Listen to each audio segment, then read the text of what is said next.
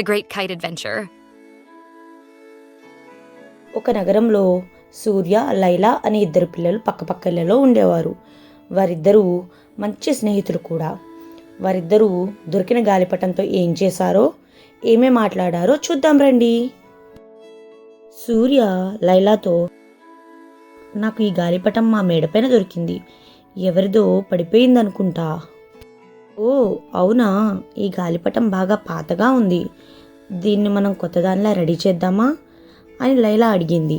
సూర్య ఆ గాలిపటాన్ని స్ట్రాంగ్గా ఉండేలా కొత్త పేపర్స్ స్టిక్ చేస్తే లైలా పెయింట్స్ మరియు గ్లిట్టర్ వాడి అందంగా అలంకరించింది.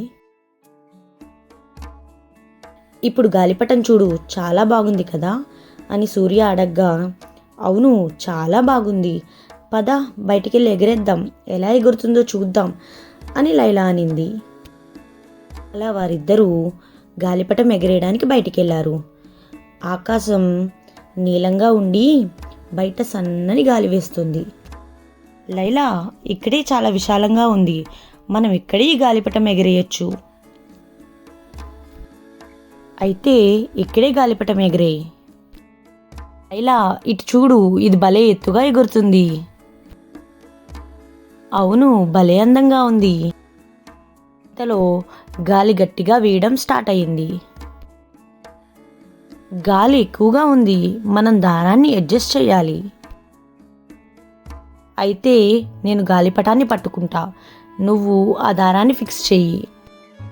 పెద్ద గాలికి ఆ గాలిపటం అటు ఇటు ఊగుతుంటే సూర్య, లైలా ఇద్దరూ కలిసి ఆ గాలిపటాన్ని మరలా సరిగా ఎగిరేలా చేశారు.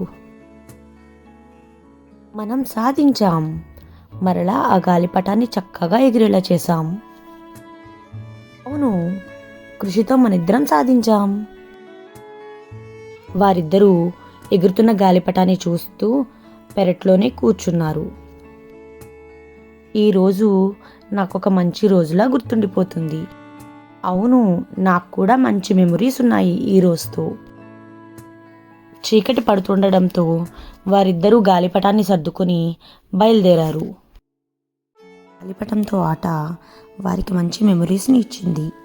అలాగే ఇతరులతో కలిసి పనిచేయడం వలన కష్టం కూడా ఇష్టంగా అనిపిస్తుంది. ఈ కథలో నీతి ఏంటంటే, ఇతరులతో కలిసి పనిచేయడం వలన ఆ పని తొందరగా అవడమే కాకుండా వారి వద్ద కొత్త విషయాలను నేర్చుకుంటారు. అలాగే మనకు వచ్చిన వాటిని ఇతరులకు నేర్పవచ్చు. The end. సరదాగా గాలిపటాన్ని ఎలా గీయాలో ట్రై చేద్దామా? కింద శాంపిల్ డ్రాయింగ్స్ యూస్ చేసి మీరు డ్రా చేసి ఈజీనో కాదో కామెంట్ చేయండి. Thank you for watching. If you like our content, please like and subscribe to my channel.